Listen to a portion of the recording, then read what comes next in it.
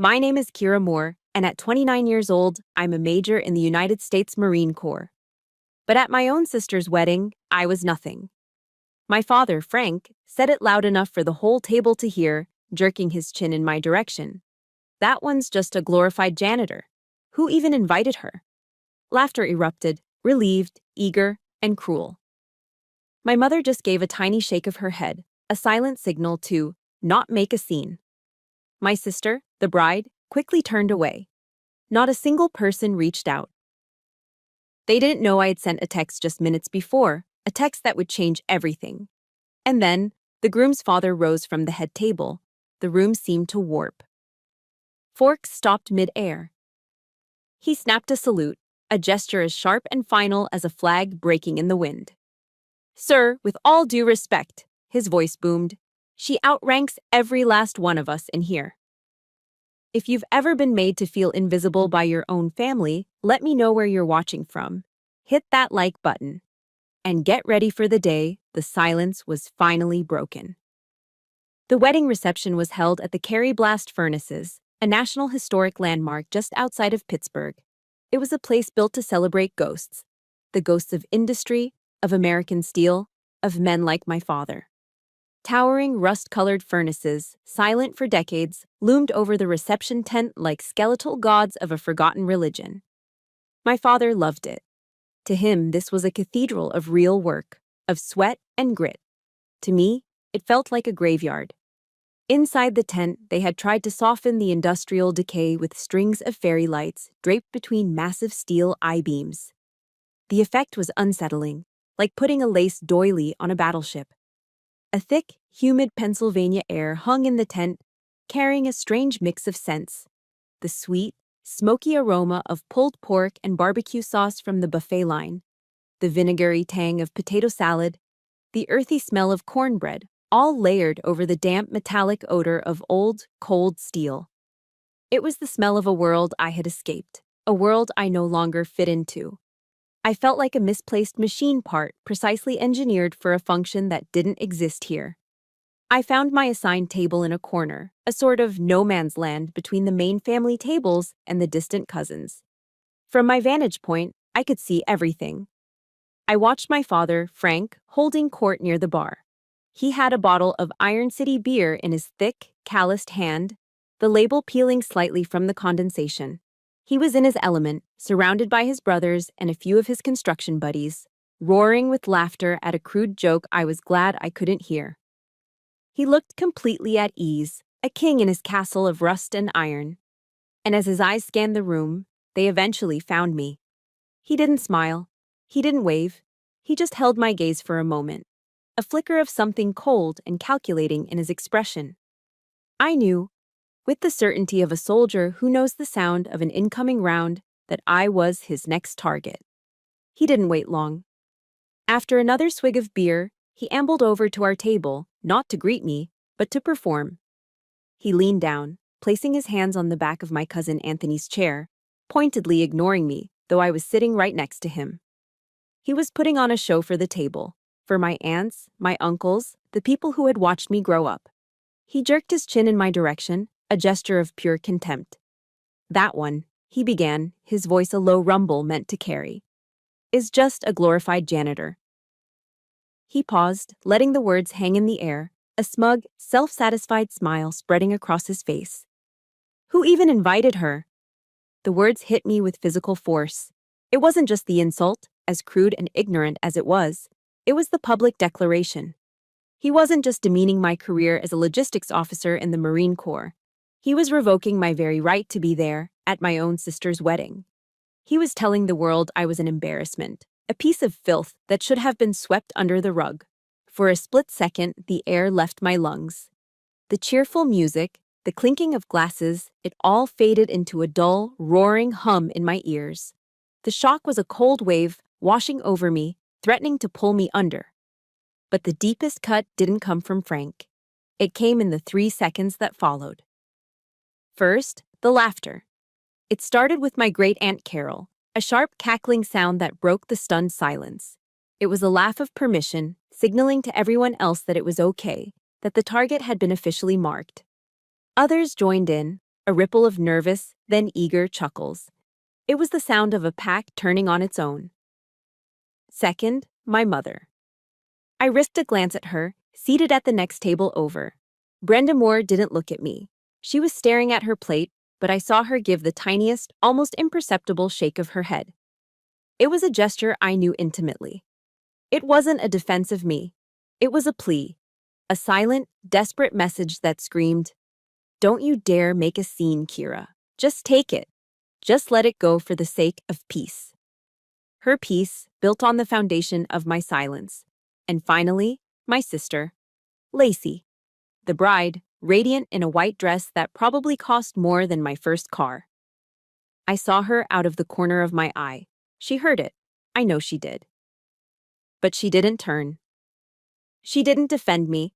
She just shifted her weight, the silk of her gown rustling, and angled her body slightly away, pretending to be absorbed in a conversation with her new mother-in-law. Her avoidance was the final nail in the coffin. Their collective silence wasn't just silence. It was a verdict. It was a roaring, unanimous confirmation of my father's words. Yes, he's right. You do not belong here. I didn't answer. I didn't cry. I didn't even move. My training, the brutal, relentless discipline hammered into my soul at Quantico, took over. My body went into lockdown. I focused on a single, controllable action. My breathing. In through the nose for a 4 count. Hold. Out through the mouth for a 4 count. It was a technique we used to lower our heart rate under fire, to stay calm when the world was exploding around us. I narrowed my field of vision, shrinking the cavernous, hostile room until the only thing in my universe was the oak table in front of me. I studied the deep grain of the wood, tracing the lines with my eyes, focusing on its solid, unfeeling reality. The laughter, the whispers, my mother's cowardice. It all became distant noise outside the perimeter of my control. Then, through the tabletop, I felt a subtle vibration. It was the distinct scrape of a chair leg on the concrete floor, followed by the shift of a large man standing up. I didn't have to look up. I knew who it was. The text message I'd sent to General Peterson a few minutes earlier had been a simple courtesy.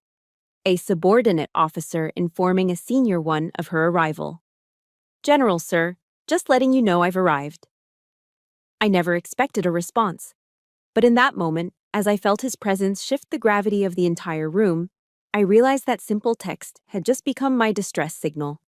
That feeling at the wedding, the cold, crushing weight of being erased by my own family. It wasn't new. It was just a public performance of a private play they'd been rehearsing for my entire life. My tactical breathing in that reception hall was a skill I'd learned in the Marines, but the war itself started long before that. It started in a small shared bedroom in a blue-collar suburb of Pittsburgh. That room was a perfect map of the family's unspoken constitution. It was divided by an invisible line down the middle, 2 separate worlds under one roof. Lacey's side was a pink explosion. A chaotic, joyful mess of Barbie dolls with tangled hair, glitter, half-finished craft projects, and silk ribbons spilling out of drawers. It was everything a little girl's world was supposed to be. My side was different. It was a world of order.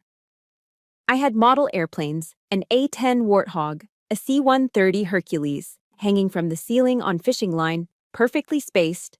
My books were arranged by subject. My desk was clear except for the project I was working on.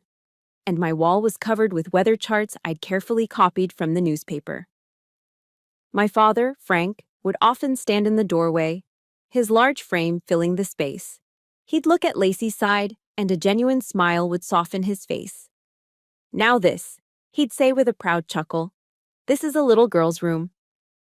Then his eyes would drift across the invisible line to my side. The smile would vanish. A heavy sigh would escape his lips, the kind of sigh you make when you're looking at a tax form you don't understand.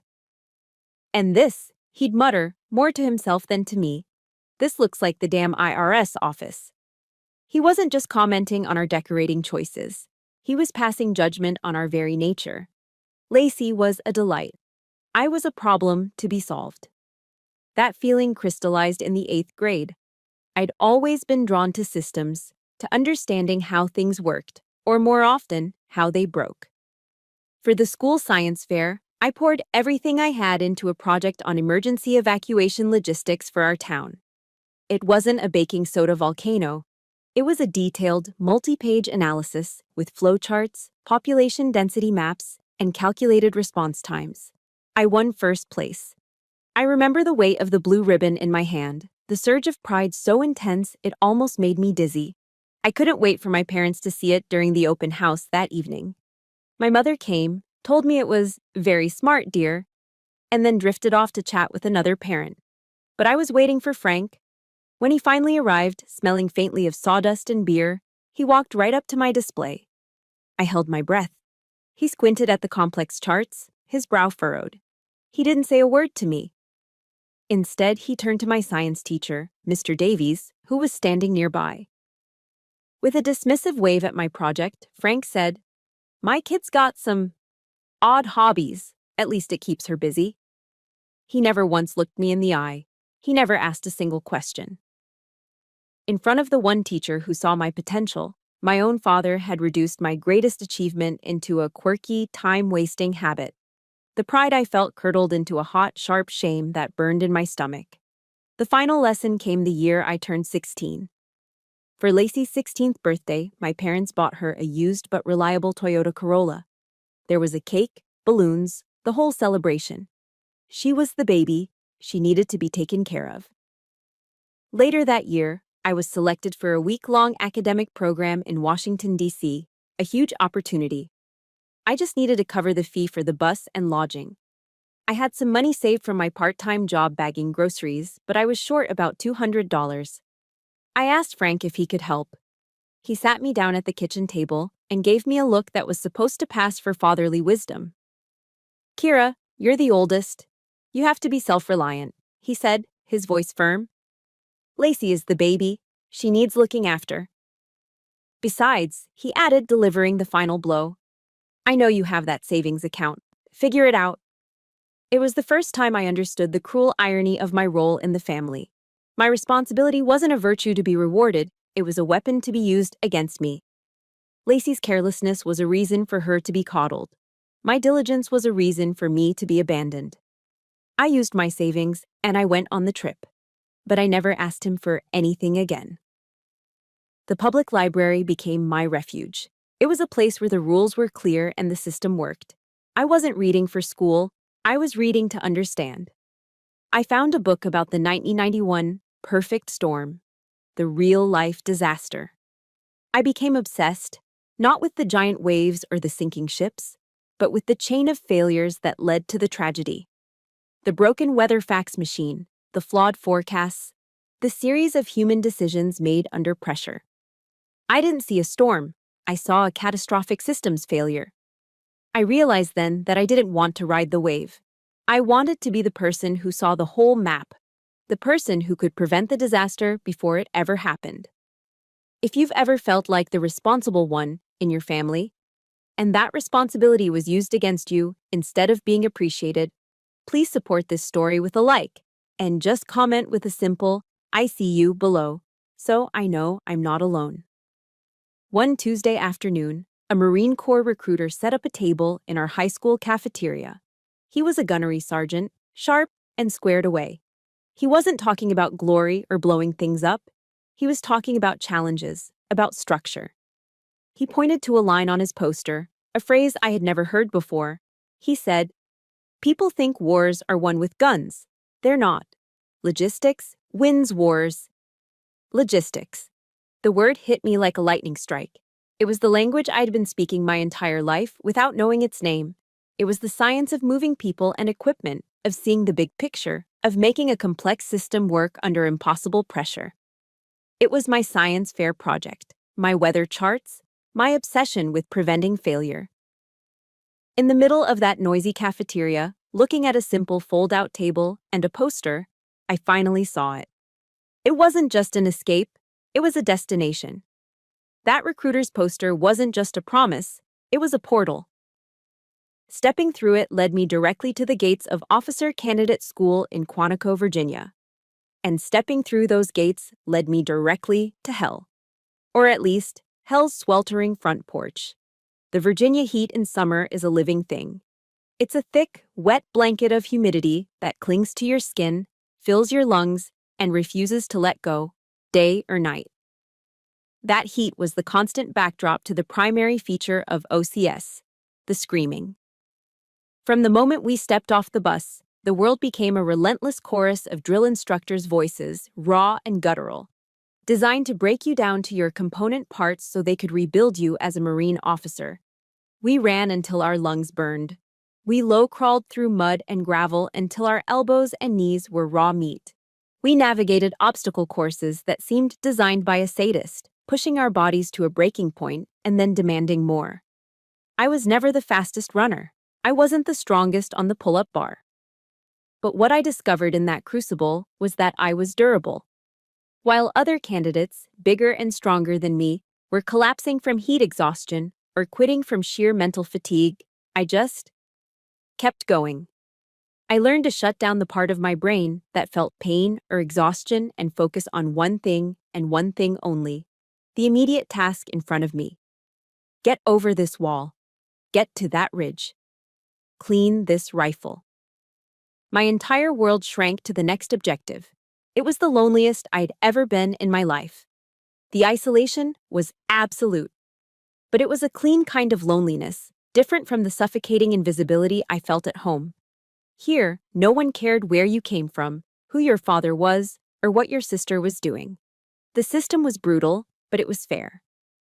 The only question that mattered was, can you complete the mission? For the first time, I felt like I was standing on solid ground. About halfway through the 10-week course, during a rare moment of quiet after evening chow, they held mail call. A stack of letters from the outside world, a lifeline for most candidates. I never expected anything, so I was surprised when the sergeant yelled, "More!" My heart gave an unfamiliar lurch. It was a letter from my mother. I took it back to my rack, my hands trembling slightly as I tore open the envelope.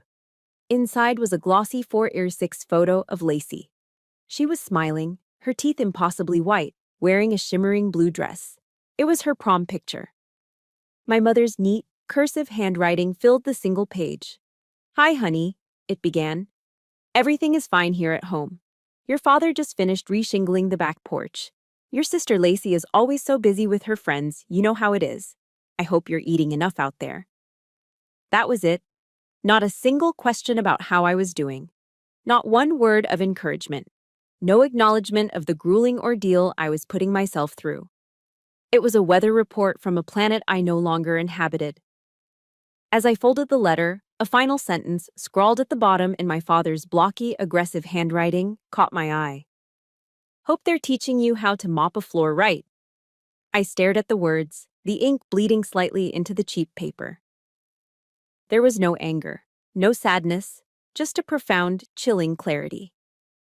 This letter wasn't a failed attempt at connection, it was a reminder of my designated place in their world. It was a message from my jailers, checking in to make sure I remembered my sentence. I carefully tore the letter and the photograph into 4 neat squares and dropped them in the trash. They weren't fuel for my anger. They were dead weight, and I was traveling light. A week later, we had our final land navigation test. We were dropped in the middle of a dense forest at night, given a map, a compass, and a series of coordinates. The mission: lead your fire team to all 5 points and get to the extraction zone by 0500. The candidate in charge of the team next to mine was a former college football player, a huge guy who approached every problem with brute force. I watched his team crash into the woods, trying to take the most direct route, a straight line through the thickest, most unforgiving terrain. I did the opposite. I gathered my team, spread the map on the ground under the red light of my headlamp, and took a full 5 minutes to study the terrain. I saw a deep gully the other team was heading straight for. I saw a winding creek bed that represented a longer route, maybe a half-mile longer. But it was a clear, established path around the worst of the terrain. A quote from General James Mattis, a Marine I'd started reading about, echoed in my head. "The most important 6 inches on the battlefield is between your ears." We weren't going to fight the terrain. We were going to use our heads and let the terrain work for us. We took the long way. We moved at a steady, quiet pace, confirming our position at every checkpoint. 2 hours later, we arrived at the extraction point, tired but composed. We were the first team back. 30 minutes later, the football players' team stumbled out of the woods, scratched up, covered in mud, and missing one of their waypoints. They had failed. The next morning, my drill instructor, a formidable gunnery sergeant with a chest full of ribbons and a face that looked like it was carved from granite, pulled me aside after formation. I braced myself for a verbal assault. He just stood there for a moment, looking me up and down, his eyes unblinking. He didn't praise me. He didn't smile. He just gave a slight, almost imperceptible nod. "More," he said, his voice a low growl. "You don't think like a candidate. You think like a logistics officer. Keep doing that." He turned and walked away. My whole body felt light. It was maybe a dozen words. But in those dozen words, I felt something I had never felt from my own father. Recognition. He saw me. He saw my specific strength and gave it a name. That acknowledgement was worth more than any medal. It was the first brick laid in the foundation of a woman whose value would be defined not by the family she was born into, but by the missions she could complete. The gunnery sergeant's words at Quantico weren't just a dismissal, they were a commission. They propelled me forward across the graduation stage and straight into my first duty station as a newly minted second lieutenant at Camp Lejeune, North Carolina. It was there, in the sprawling, sandy landscape of the Marine Corps' East Coast hub, that I met the man who would teach me the true meaning of family. His name was Gunnery Sergeant Miller, though everyone just called him Gunny. He was a tall, broad-shouldered African-American man with 2 decades in the Corps and a calm, steady presence that seemed to absorb the chaos around him. When I, a fresh-faced officer barely old enough to rent a car, was assigned to his logistics unit, his expression was professionally neutral, but I could read the skepticism in his eyes. I was another butter bar lieutenant, full of textbook knowledge and zero real-world experience, and it was his job to make sure I didn't get anyone killed. My first major task was to overhaul the supply warehouse, a chaotic labyrinth of mismatched shelves, uncatalogued gear, and frustrated junior Marines. The officer I was replacing had apparently tried to fix it by yelling. I decided on a different approach. For the first week, I didn't issue a single order. I just walked the floor with a notepad, a pen, and my mouth shut. I watched the workflow. I asked the lance corporals and PFCs, the ones actually doing the work, what their biggest frustrations were. I learned their names. I mapped out the entire process from receiving to deployment on a giant whiteboard in my tiny office. The whole time, I was aware of Gunny Miller, observing me from a distance, never interfering, his face giving nothing away. About a month in, we had a crisis. A pallet of high-frequency communication radios, critical for an upcoming deployment, had vanished into the black hole of our own system. It was logged as received, but couldn't be located. Panic started to ripple through the command. My superior officer, a captain, was turning red in the face, barking at everyone to find the damn radios now. While others scurried around in a state of controlled chaos, I closed my office door. I took a deep breath, pulled up the new inventory tracking system I'd been quietly building based on my observations, and got to work. My system wasn't about yelling louder. It was about listening to the data. By cross-referencing the receiving dock's logs with the forklift operator's daily movement reports, I narrowed the pallet's location down to one of 3 massive, mislabeled aisles. It took me less than 2 hours to find them, tucked away behind a shipment of winter gear that had been delivered 6 months early. Later that afternoon, Gunny Miller appeared at my office door. He didn't knock, just filled the frame. In his hand was a simple, steaming styrofoam cup of coffee. He walked in, placed it on the corner of my cluttered desk, and looked at me directly. "Ma'am," he said, his voice a low, respectful baritone. "I've worked for a lot of officers. Most of them just yell louder when things go wrong. You're the first one I've seen who knows how to listen to the problem." He gave a small nod. "It's good to be working with you." The gesture, the simple cup of coffee, and the quiet words of acknowledgement felt more significant than any medal I could have earned. It was respect, pure and simple, given for a job well done. As the fall settled in and the North Carolina air turned crisp, Thanksgiving approached. It was my first major holiday away from home, and I had no plans other than catching up on work. Gunny must have known. He found me in the motor pool one afternoon, looking over a maintenance report. "Lieutenant," he said casually, "you got plans for Thanksgiving?" "Not really, Gunny, just sticking around the base." He nodded, as if expecting that answer. "Well, my house always has an extra seat. My wife makes the best sweet potato casserole you'll ever taste." The invitation was so simple, so direct, it caught me off guard. There was no pity in his voice, just a matter-of-fact offer. I hesitated for only a moment before the loneliness of my empty barracks room flashed in my mind. "I'd like that very much, Gunny. Thank you." That Thursday, I drove to a modest, tidy house in a suburban neighborhood just outside of Jacksonville. The moment I stepped out of my car, I was hit by a wave of incredible smells. Roasting turkey, the sweet spice of cinnamon and pumpkin, the savory scent of baking bread. When Gunny opened the door, the warmth and the sound of laughter and children playing washed over me. "Kira, glad you could make it. Come on in," he said, taking my coat. He didn't call me ma'am or lieutenant. Just Kira. He introduced me to his wife Sarah, a woman with a warm, genuine smile, and to their kids and a handful of other guests, fellow Marines and their families. No one asked about my rank or my job.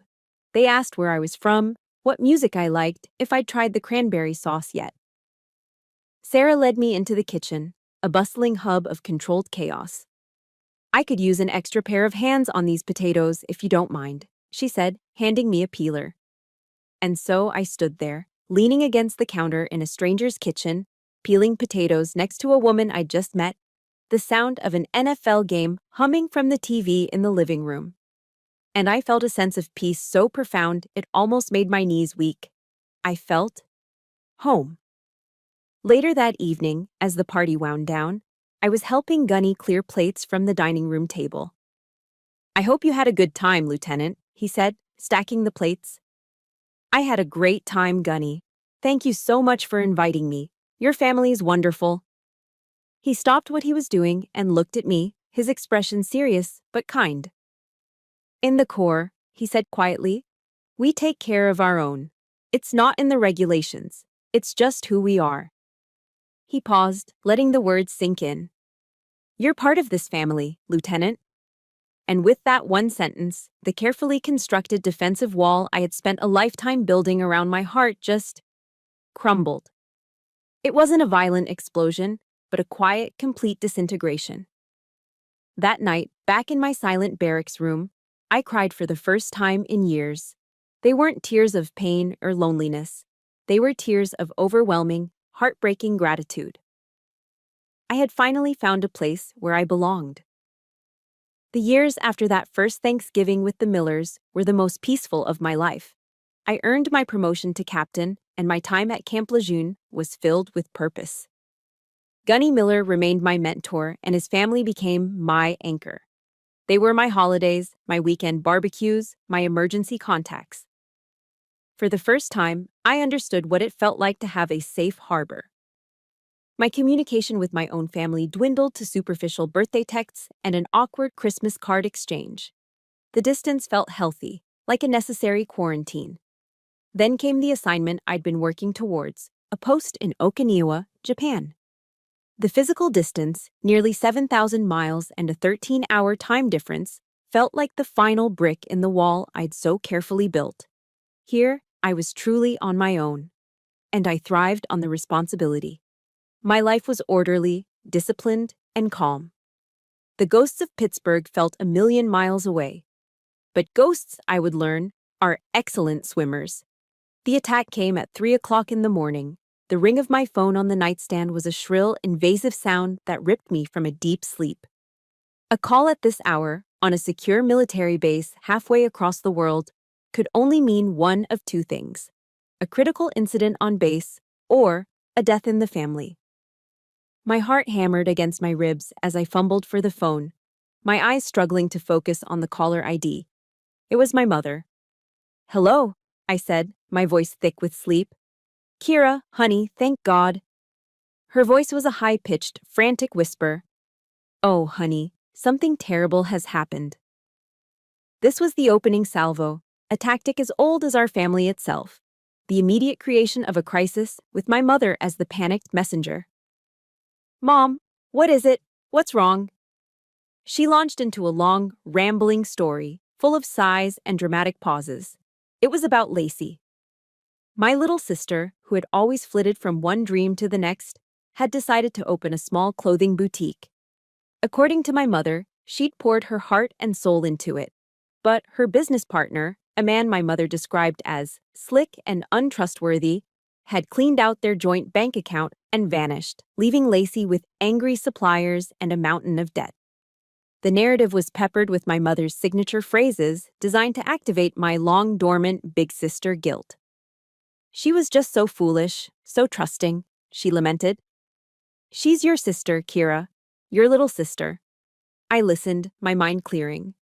The military strategist in me automatically separating emotion from intelligence. The story had holes. It felt rehearsed. "How much trouble is she in, Mom?" "Oh, it's just awful. I don't even know." Her voice trailed off, and I heard a muffled exchange in the background. Then a new voice came on the line. A familiar, gravelly bark that made the muscles in my back tighten. It was my father. The handoff was seamless, a perfectly executed maneuver they had performed countless times before. My mother creates the emotional fog, and my father marches through it to give the orders. "Listen up," Frank said, his voice devoid of any warmth or concern.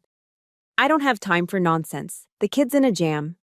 He didn't say, "your sister." He said, "the kid," as if she were a troublesome piece of property.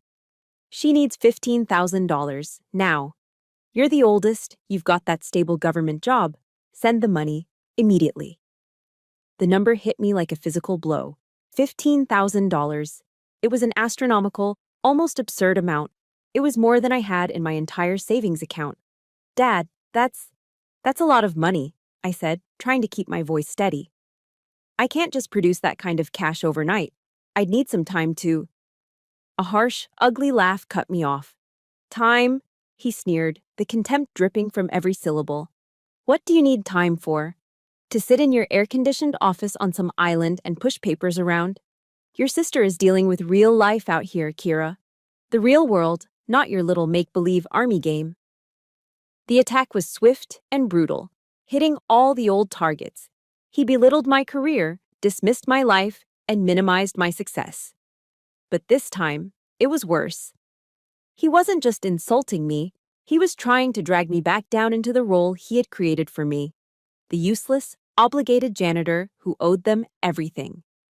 "Don't start acting like you're too important for this family," he snarled. "You owe us. I raised you. I put a roof over your head. It's time to pay your debts." The old familiar feelings rose up in me like a tide of poison. Panic, guilt, a desperate, childish need to make it all stop. The 16-year-old girl at the kitchen table wanted to apologize, to promise she'd find a way, to do anything to end the lecture. But she wasn't the one holding the phone. Captain Kira Moore was, an officer in the United States Marine Corps who had managed multi-million-dollar supply chains and led Marines in a war zone. The woman Gunny Miller respected. The woman who had found her own family. I took one single, deliberate breath, in through the nose, out through the mouth. The chaos in my mind slowed. The panic receded. When I spoke, my voice was not my own. It was colder, calmer, and infinitely stronger. "I will review the situation," I said, the words precise and clipped as if I were giving a battlefield update. "I will call back after I analyze my options."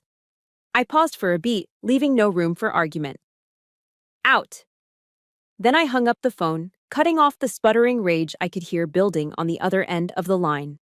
I didn't scream. I didn't throw the phone against the wall. I didn't cry. I just sat up in my bed, the darkness of my room in Okinawa feeling like a protective shield. The silence that followed the call was absolute, and in that silence, I understood. This hadn't been a desperate plea for help. It hadn't been a family crisis. It had been a calculated ambush, A coordinated assault designed to pull me back into their orbit of dysfunction. It was an invasion, and this time, I would not surrender. After I hung up on my father, an unnatural quiet descended.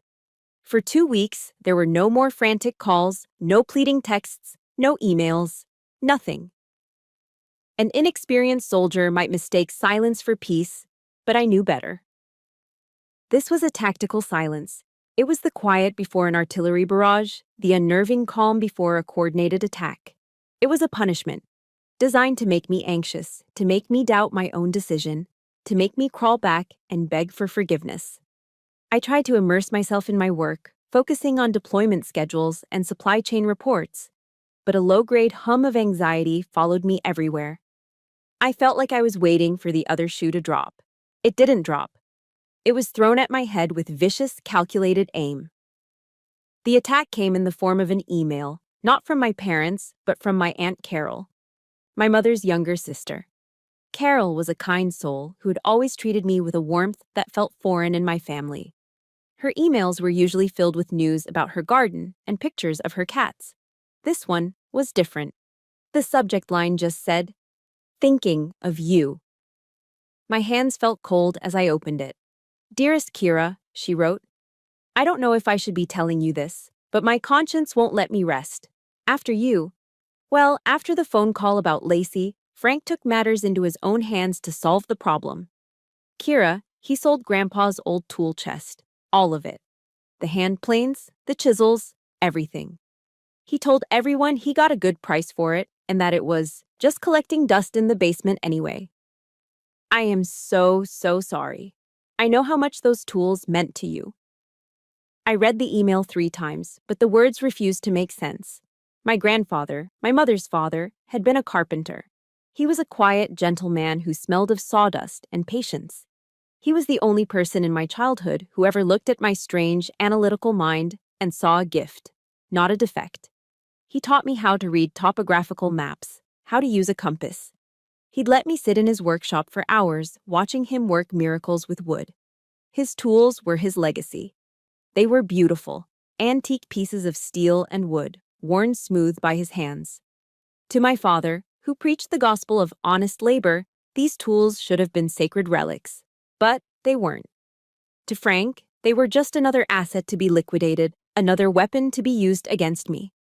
This wasn't about raising money for Lacey. This was a punitive strike. He had targeted the one pure, sacred memory I had from my childhood, and he had desecrated it. He had taken my last connection to the one man who ever truly saw me, and he had sold it for cash. A feeling I couldn't name washed over me. It was colder than anger, heavier than grief. It was the feeling of something inside me finally breaking.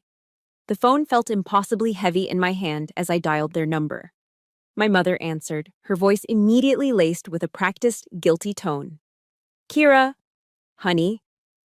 "He sold them," I said. It wasn't a question.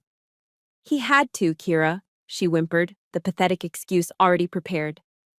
"Lacey needed the money so badly. Your father—" "Put him on the phone," I said, my voice flat. I heard the phone being passed, and then Frank's belligerent voice filled my ear. There was no remorse, only defiance. "It's my house, my property. You weren't going to help, so don't you dare get an opinion now." He was actually blaming me. None of this would have happened if her own sister had just done the right thing in the first place. Then, for the first time, I heard a third voice. It was Lacey, crying. But her sobs were thick with accusation, not sorrow. "I'm sorry, Kira," she wailed.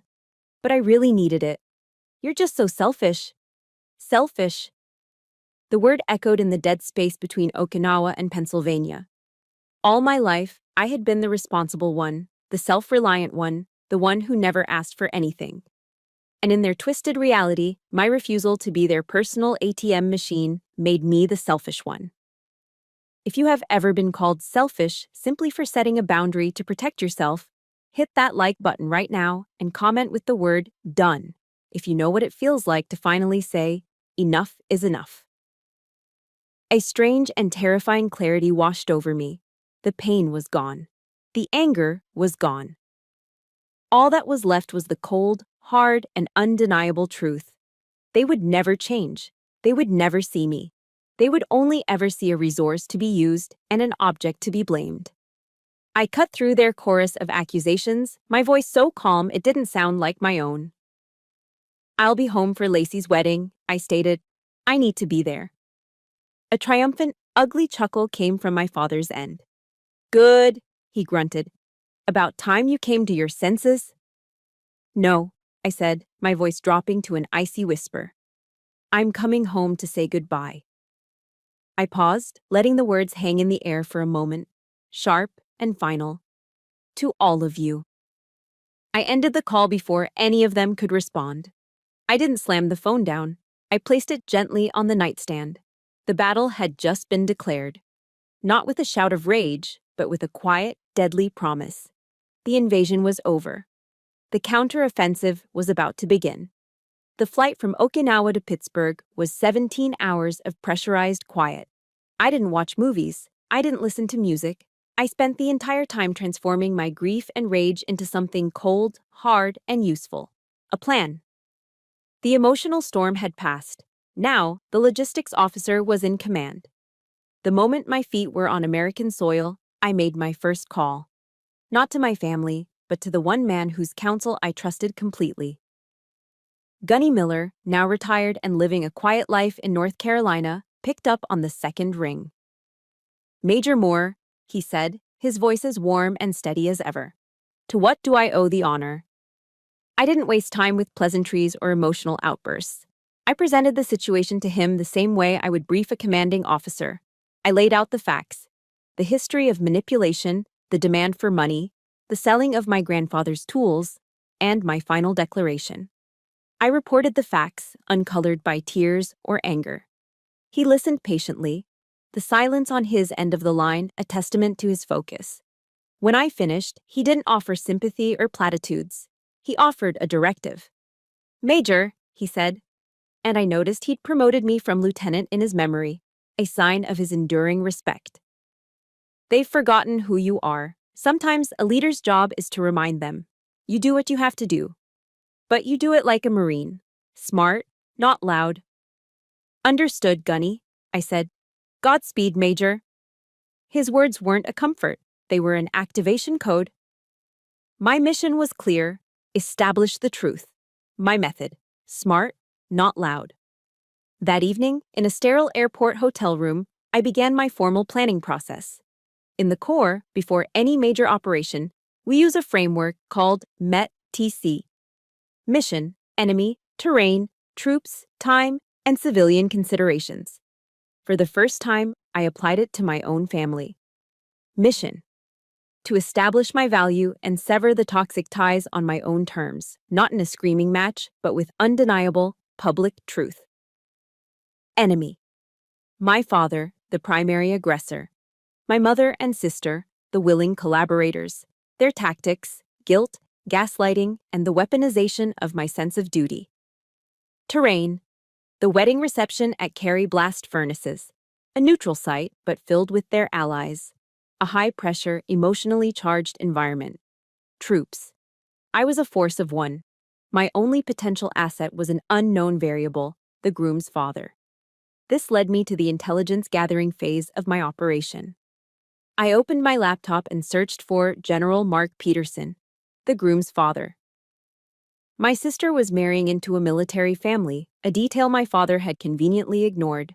The search results were extensive. General Peterson was a decorated 2-star Army general, a West Point graduate, a man with a sterling reputation. I spent hours reading articles about him, watching his speeches on YouTube. He spoke about integrity, about leading from the front, about how respect is the bedrock of the military. I read a quote from a speech he gave at a Memorial Day service. "We wear this uniform not to command fear, but to earn respect. And that respect is owed to every single person who takes the oath, regardless of rank or job." I felt a spark of recognition. He wasn't a blustering tyrant like my father tried to be. He was a man who believed in the same system of merit and honor that had saved me. He believed in the world where I belonged.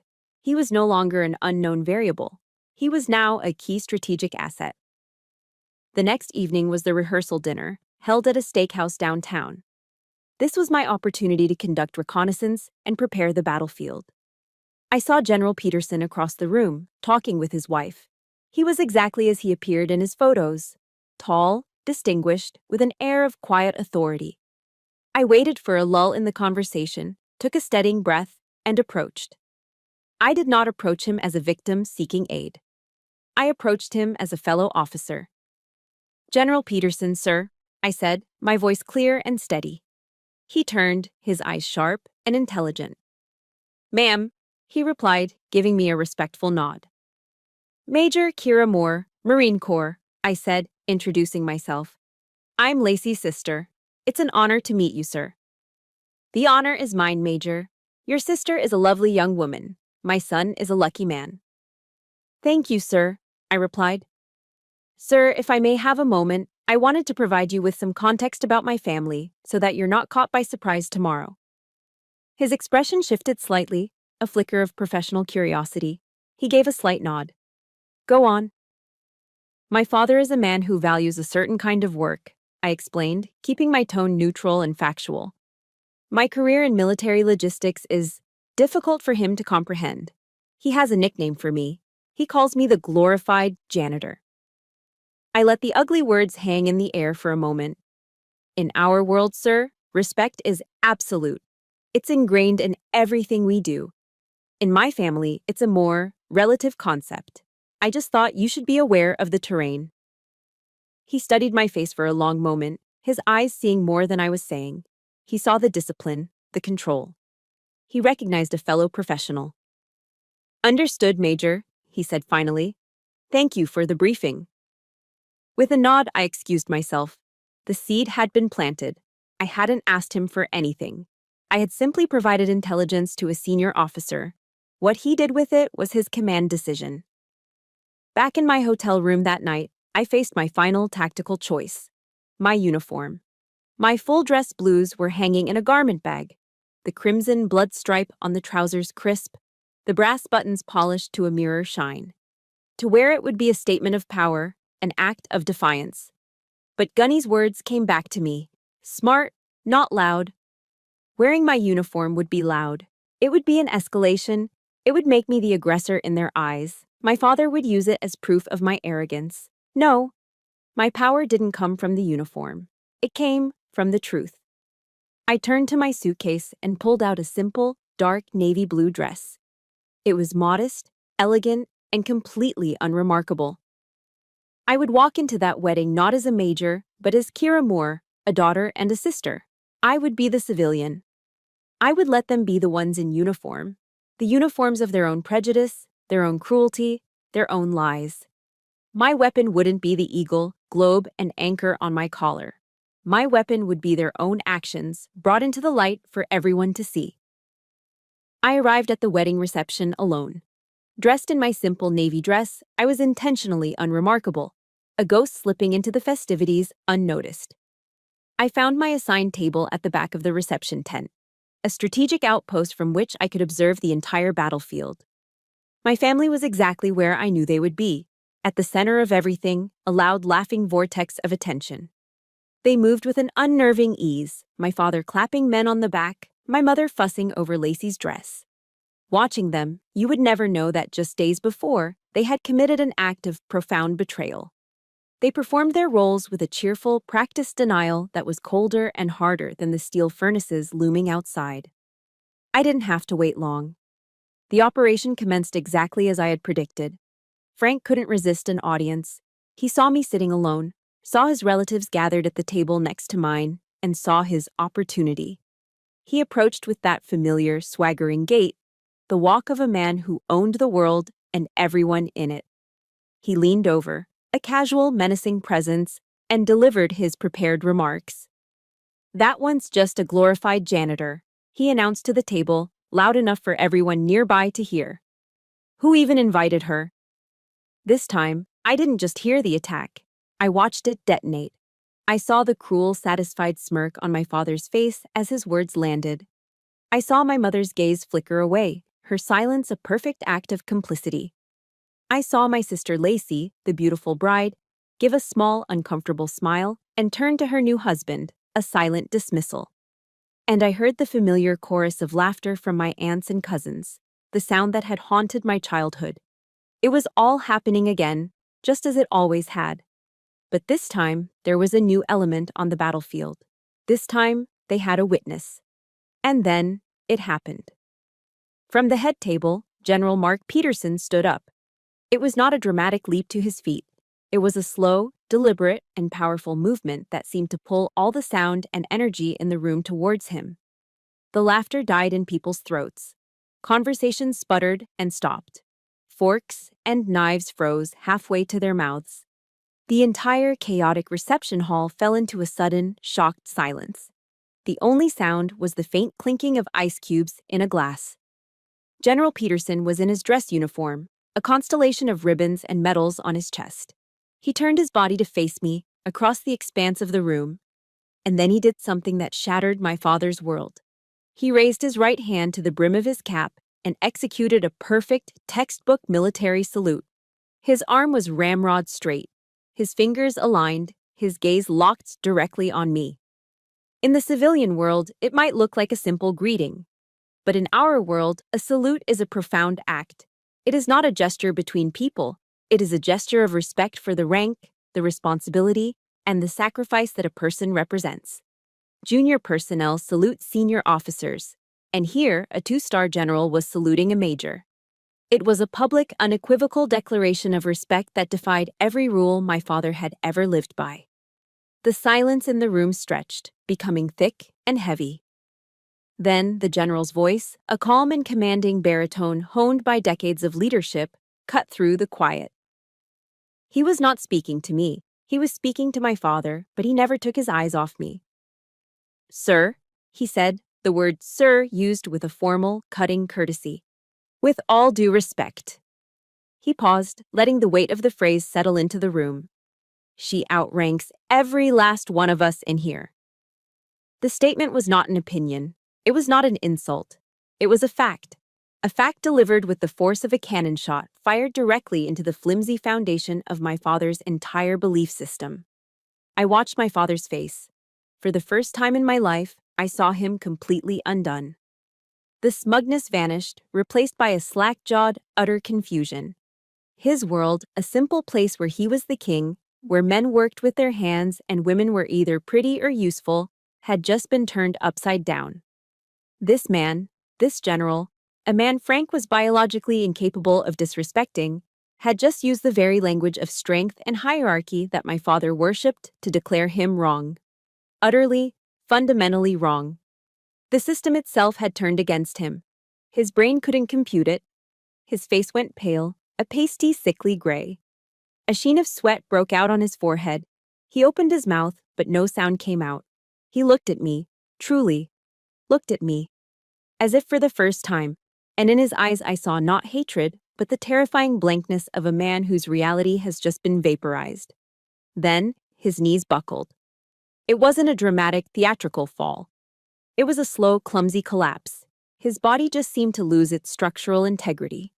He listed to one side, his big, powerful hands grasping at the back of a chair, missing it completely.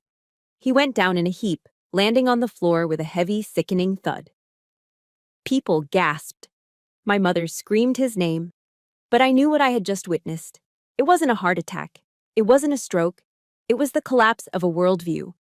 It was the sound of decades of arrogant, willful ignorance shattering into a million pieces on a cold, concrete floor.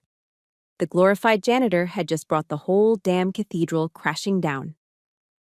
The aftermath of my father's collapse was a strange, surreal silence.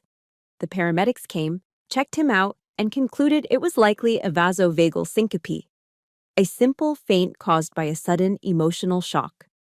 They helped him to a small private office off the main hall to rest, and the wedding reception tried its best to pretend nothing had happened. The music started up again, a little too loud, a little too cheerful.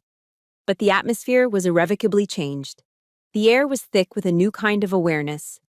People avoided my gaze, not with the contempt of before, but with a kind of awkward, nervous respect.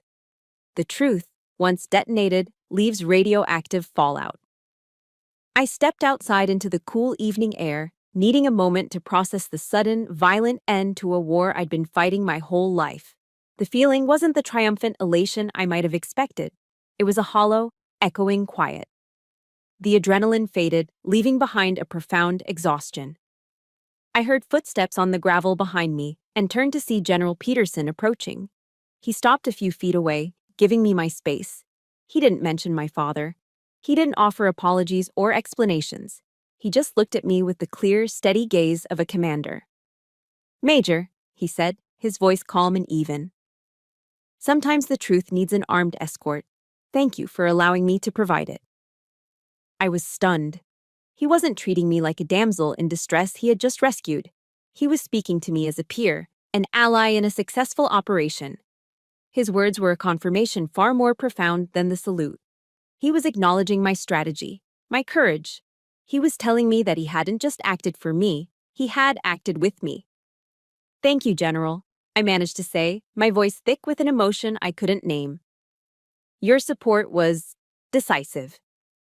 He gave a single sharp nod and walked back inside, leaving me alone with my thoughts. The victory was real, but the aftermath was messy. And it was coming for me. My mother found me first. Her eyes were red-rimmed and puffy, her face a mask of weary accusation. "Look what you've done," she whispered, her voice trembling. "Your father is humiliated. Couldn't you have just let it go? For one day? Why do you always have to make things so difficult?" I looked at my mother, the woman whose lifelong mission was to maintain peace at any cost, and for the first time, I felt no anger, only a deep, bottomless sorrow. "I did let it go, Mom," I said, my voice gentle but firm. "I let it go for 29 years. Your peace was built on my silence. The price just got too high." She stared at me, her mouth opening and closing, unable to compute a reality where her needs weren't the center of the universe. She turned and fled before I could say anything else. Next came Lacey, a vision of white lace and simmering resentment. Her perfect wedding day had been tarnished.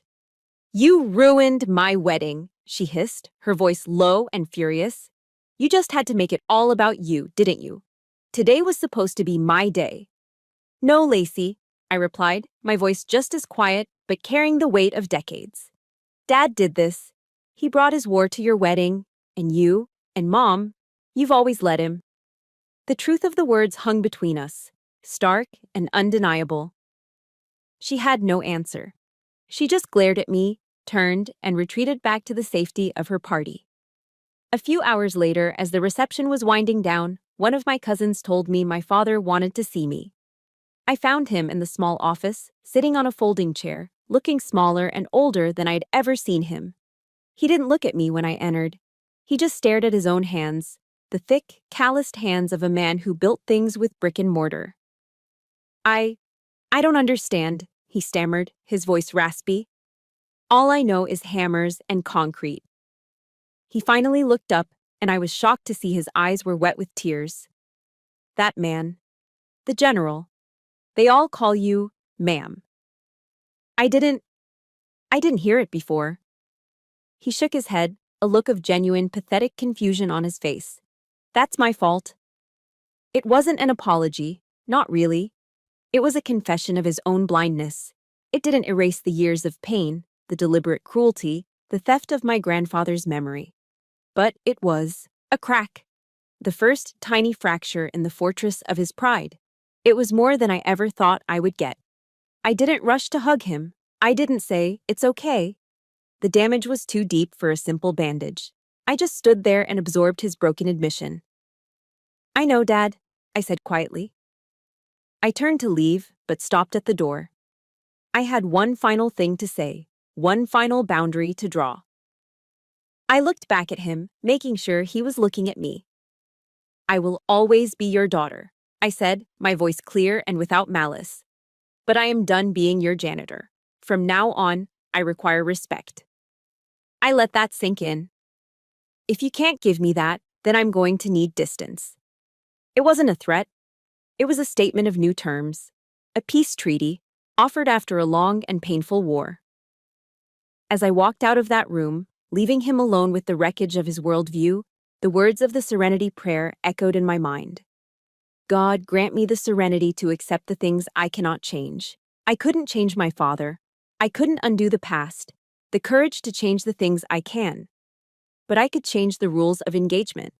I could change what I was willing to accept, and the wisdom to know the difference. I was finally wise enough to know the difference. Forgiveness, I realized, wasn't about forgetting what they did. It was about releasing myself from the burden of their judgment. My war wasn't over. The next phase, the long, quiet work of healing, was just beginning. 3 years after my sister's wedding, the world looked different. Or perhaps it was just that I was looking at it with different eyes. I'd been promoted again, and my career had taken me to a place I'd once only read about, the Pentagon. The work was demanding, a complex world of global logistics and strategic planning that challenged me every single day. It was exactly where I belonged. The distance I had demanded from my family had settled into a new, quiet reality. It wasn't the warm, easy relationship I saw in other families, but it was peaceful. The war was over. We had a truce, built on the fragile foundation of respect I had laid down that day. My father, in his own clumsy way, tried to bridge the gap. Every few weeks, a manila envelope would arrive at my DC apartment. Inside, I'd find a newspaper article he had clipped, usually something from the Wall Street Journal about military supply chains or defense budgets. There was never a note, but I understood the gesture. It was his way of trying to learn my language, to understand the world he had once so viciously mocked. It was his form of an apology, the only kind he knew how to give. Lacey and I found our own tentative peace after she had her first child, a little boy named Sam. When I held my nephew for the first time, looking at his tiny, perfect hands, the old resentments seemed to fade. In the shared, universal experience of loving a child, we found a small patch of common ground. The healing was slow, imperfect, and incomplete. But it was happening. My life, however, was no longer defined by them. It was defined by what I chose to build. On weekends, I shed my identity as Major Kira Moore. I became just Kira, a big sister in the Big Brothers Big Sisters of America program. My little sister was a 14-year-old girl named Maya. She was whip-smart, fiercely independent, and had a habit of taking apart every electronic device she could get her hands on just to see how it worked. In her curious, analytical eyes, I saw a reflection of the little girl I used to be, the one who covered her walls in weather charts. My job wasn't just to help her with her algebra homework or take her to museums, though we did plenty of that. My real mission was to be the person I'd needed when I was her age. It was to look at her intense curiosity not as an odd hobby, but as a superpower. When she successfully rewired a broken lamp, I didn't just tell her she was clever. I told her she was a problem solver, an engineer in the making. I was determined to ensure that she would never have to wait until she was 29 to hear that her unique way of seeing the world was a strength, not a flaw. I was passing the torch, ensuring the fire my family tried to extinguish in me would burn brightly in someone else. One Tuesday afternoon, a heavy cube-shaped package arrived at my door. It was postmarked from Pittsburgh.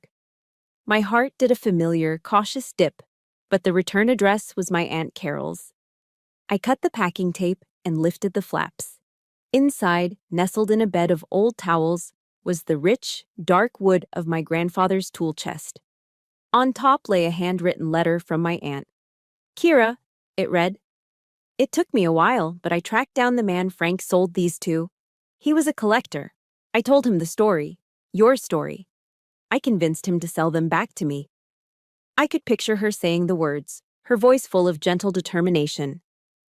I think these belong with the person who knows their real value. Love, Carol. I reached into the box and lifted out his favorite handplane. The steel was cool and heavy, the wooden handle worn to a silky, perfect patina from the grip of his hand. I could almost smell the faint, sweet scent of cedar shavings and workshop dust. I ran my thumb over the smooth wood and felt the circle of my life finally close. The legacy that had been stolen from me had found its way home. The story ends here, on a Saturday afternoon, on the floor of my sunny living room. Maya and I are on our hands and knees, surrounded by a pile of popsicle sticks, a bottle of wood glue, and a set of architectural plans I'd helped her draft.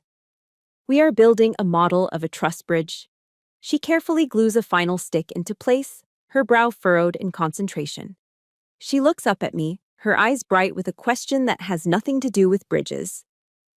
"Kira," she asks, "is it hard, being a major?" I look at her, this brilliant, wonderful girl, and I feel a wave of profound love and clarity. I smile. "The hard part isn't being a major, Maya," I say softly. "The hard part is learning to believe you deserve your place at the table, no matter what anyone else says. Success isn't about other people finally seeing you. It's about you finally seeing your own value." I reach out and gently tap the top of the small, sturdy bridge she just built, and then using it to build something solid. I look down at the little bridge, a tangible thing created from a plan, from intellect, from patience and precision. My father had been right about one thing: the world is built by builders. He just never understood that some of the strongest things are built not with bricks and mortar, but with a quiet, unbreakable resolve. I had finally become a builder, in my own way, and the foundation I stood on was finally my own. And so that's where my story ends, or rather, where my new life truly began. My foundation is now built on respect, purpose, and the family I chose. Now, I want to hear about yours. In the comments below, I want you to tell me about just one brick you have laid for your own foundation. It could be setting a boundary, learning a new skill, or forgiving yourself. This channel is a place for stories like these, stories about finding strength when we feel invisible. If my journey resonated with you, please subscribe and hit the like button. It helps these stories reach others who might need to hear that they are not alone, and that they too can become the builder of their own life.